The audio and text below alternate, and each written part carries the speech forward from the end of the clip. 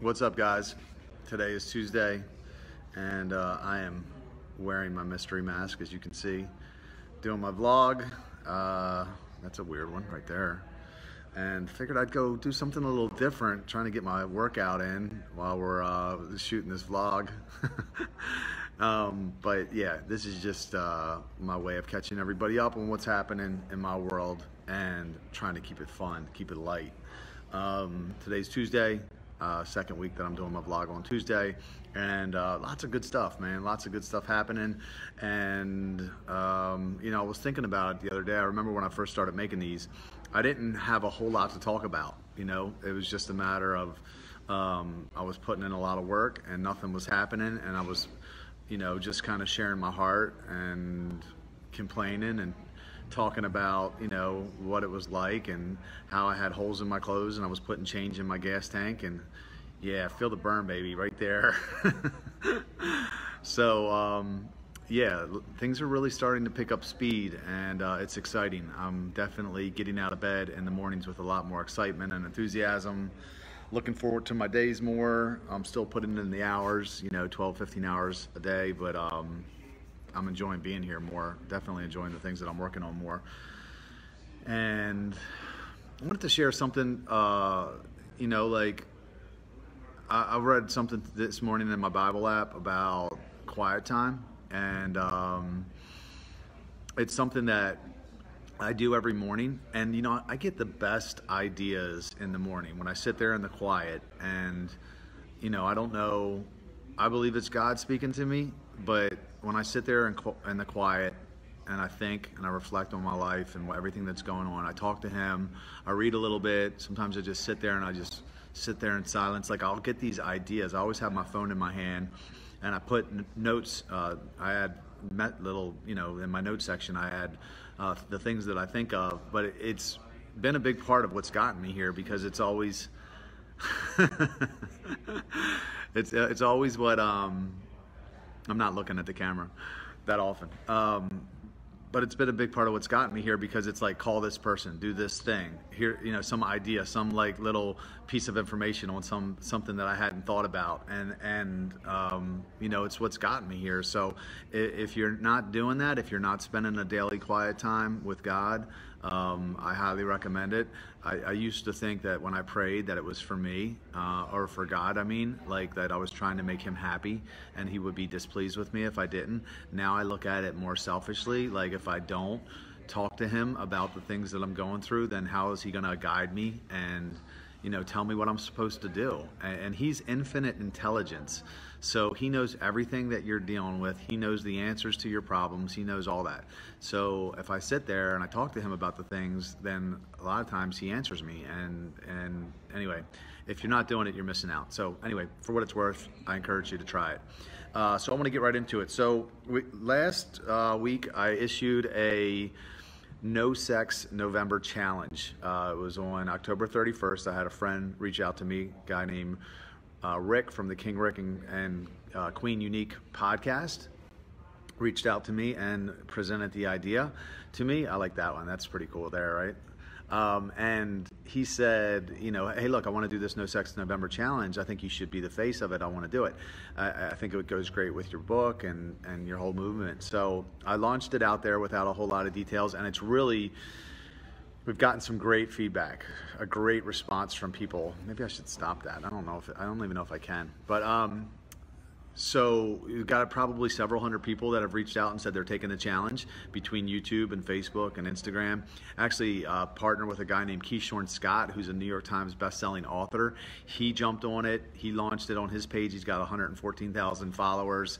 And not only has the Why Waiting Works page blew up, but like this whole thing is now picking up speed. The Why Waiting Works community on Facebook has kind of picked up, and you know, we had over 100 people join it, I think, last week.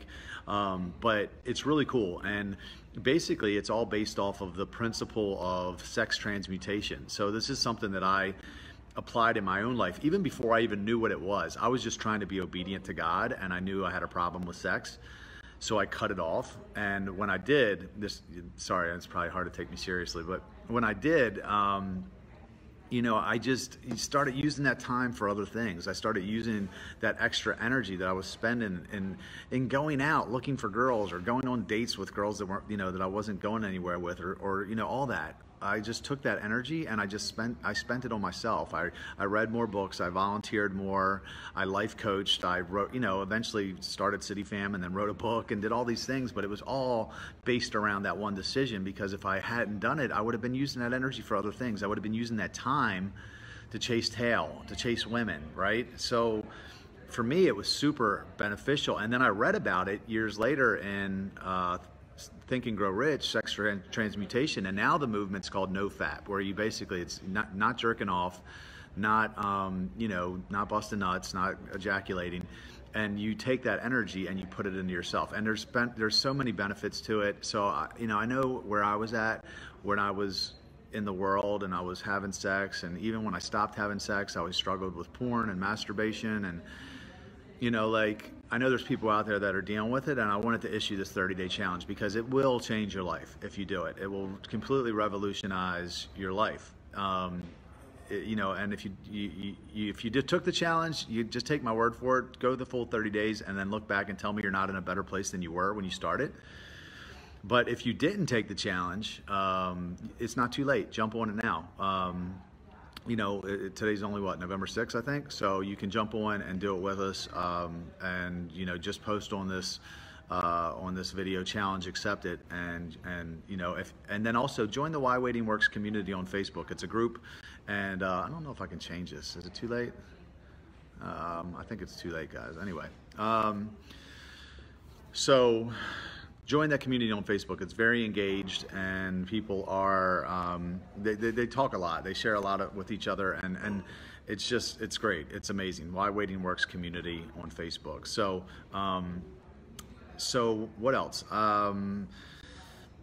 I recently got a call from somebody, actually messaged me on Facebook, and they are reaching out to me about, they reached out to me about my book. They want to help me. That's kind of Freddie Mercury-ish right there.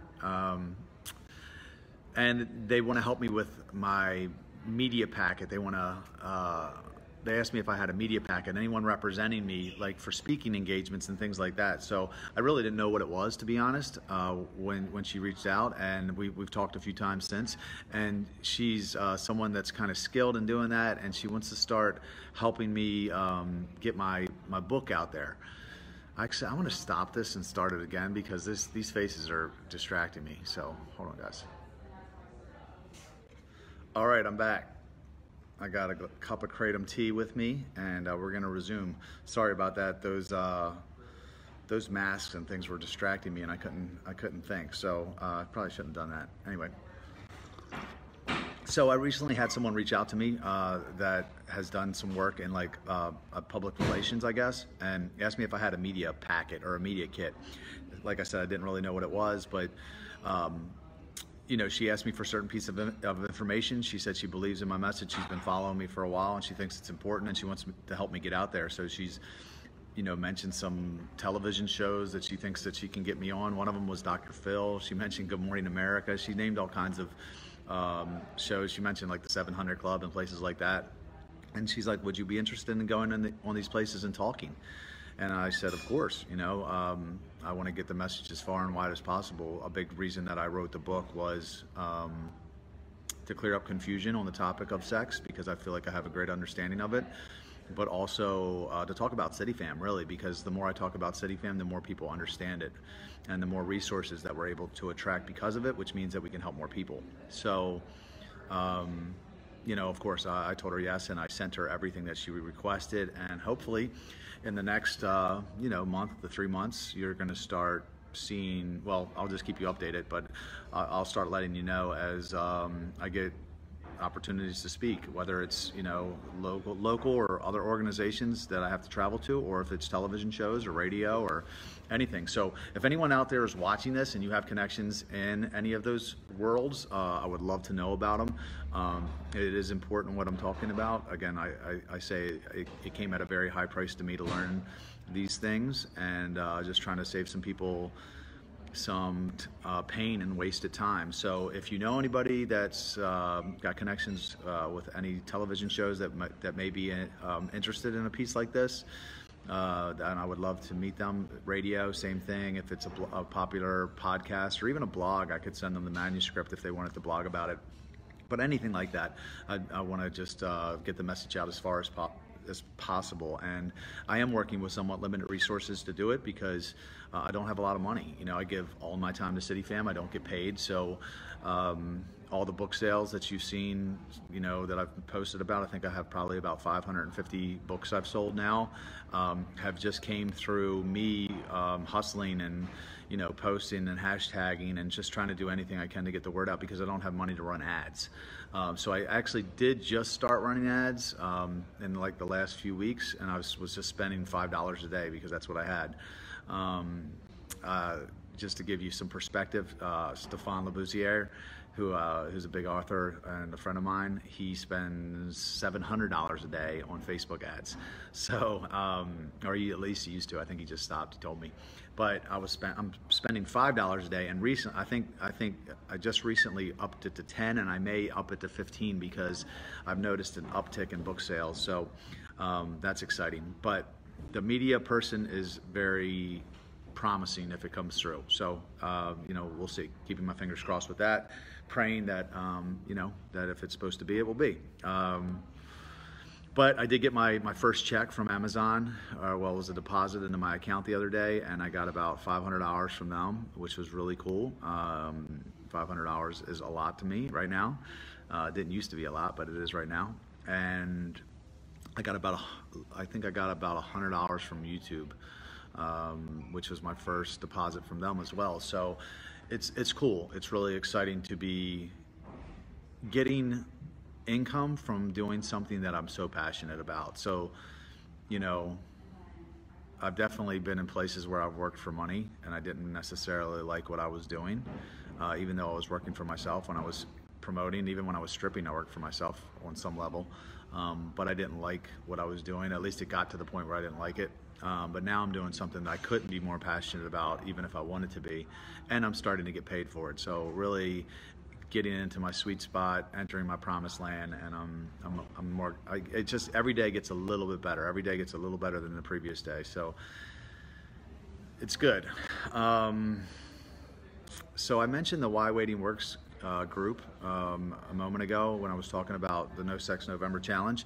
So this group now is probably about 800 or 900 people, and it's growing like a weed. And it's basically people that are waiting, or they're ready to start the journey of waiting, and they're looking for other people to connect with, other like-minded people to connect with, because it's a lot easier when you have people that are doing it with you. So it's really cool. The group is the most engaged group of any group I've ever been part of. They talk all the time to each other.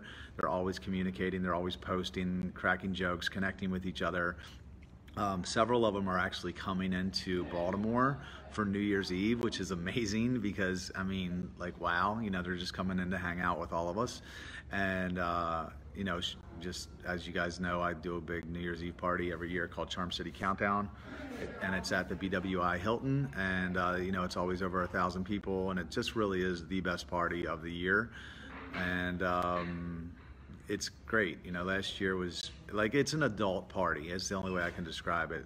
My mom comes every year, my stepfather, my sisters, Chris and Lori, the pastors of my church, they come. Like, it's just a great adult party, and of course all the CityFam people are there, and it's a blast. And I really am blessed to have that opportunity that Jay and Mona from Caring Communities, if you're watching, thank you for bringing me in years ago.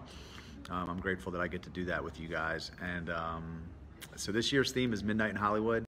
If you're watching, it's it's going to be like a Hollywood theme where you can dress as for the red carpet or as your favorite movie character, and there'll be red carpet and the Hollywood sign, and it's going to be awesome. We're going to have an Elvis impersonator, and we're going to have a silent disco this year, which is brand new. We've never done that before. So Crushing Day is the band. Some of you will recognize that name, big cover band for the last several years, and in the local area, and probably even on the East Coast. So big party. Check it out. CharmCityCountdown.com. Tickets are at their lowest prices of the year. I think we're ahead of any other year this year. Like, we've sold more tickets at this point than we ever have at any other year. So I would suggest buying yours early if you're watching this, because the prices will go up. The hotels will sell out at the BWI Hilton. So I would book now if you have the means to do so. So, and just to finish up, Why Waiting Works, I was talking about that group. If you're interested in what we're doing, if you're saying, you know, like, man, a lot of what he says makes sense, and you're thinking about doing this, or you're starting to do this, then first off, I encourage you, do it, because it works. I've lived on both sides, and this works. Join the Why Waiting Works community on Facebook, and you know, see what it's all about. You'll get all the support and the encouragement, and then you can find an accountability partner and everything you need in that group. So what else? Houston is a chapter that is launched recently. Houston, Texas. They actually have a group meeting down there in the process of becoming a city fam. And both of their leaders, two ladies, Iona and Nicole, are both coming to Baltimore to visit this month, because they just want to meet everybody. And there's just this excitement in the air. I don't know, you know, if you're not a part of the group, if you can feel it, but I'm here in the middle of it, and man, something is different. Like, the energy is just through the roof right now with City Fam and Why Waiting Works. Even though they're separate, I have to mention that they are separate, they're not the same, but there's just this buzz. There's this buzz all around, and something special is happening. And those two ladies are coming into Baltimore later this month, and I'm super excited about having them here. Nicole comes in this weekend. She's going to be staying in DC, but making a couple trips to Baltimore. And then Iona comes later this month, and we're going to find a place for her to stay, or at least that's the plan. So that'll be really exciting to meet them. And, you know, if you've been watching my videos for any length of time, I've talked about this vision that God gave me years ago, that I was going to be doing something really outside the box, and people were going to come from all over the world to see it, and it's starting. So this is kind of the beginning of it. And one day I envision that people are going to come from everywhere, you know, every continent, every city around the world, that people will be coming into Baltimore to see what this thing is, that this culture that we've created, because I do believe it's life-changing, and we're on the precipice of something really special that's going to help a lot of people. So I'm excited to be part of it. And yeah, so if you're not part of it, jump on. We're on the ground floor, and we'd love to have you.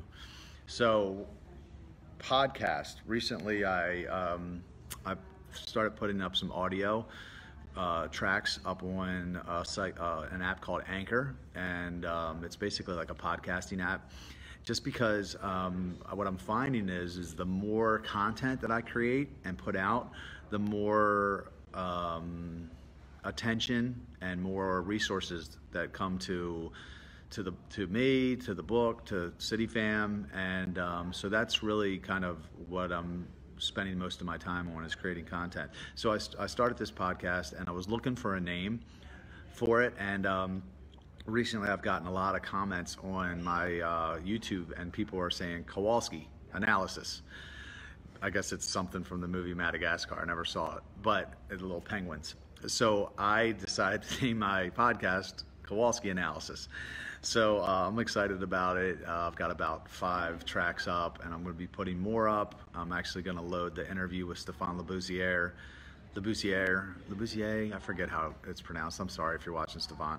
But I'm going to put that interview up on there this week, and just, you know, again, just pushing stuff out, you know, trying to figure all this out, making mistakes along the way, just, you know, figuring it out as I go. So anyway, if you listen to the podcast, check it out. I think it's up on all the big platforms. It's called Kowalski Analysis, and you can hear some of my more popular videos. You can hear that interview later this week. Check it out. What else?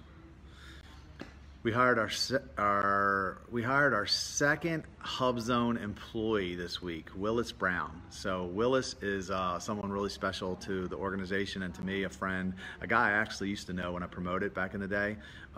We hired Willis for some office help. He's going to be working about 10 hours a week in the office, and through an organization called HubZone that actually pays people to work at nonprofits, which is really cool. So Rashab, if you're out there watching, I want to thank you because you are the person that hooked us up with the HubZone. So thank you, Willis. We're excited to have you. But it's cool because Willis is actually the fourth person that's getting paid now working in the CityFam office. We have Ginny, our director of operations. We just hired a part-time marketing person, and Rebecca Wenslow. I think I pronounced that right, Wenslow. And then we have Linnell.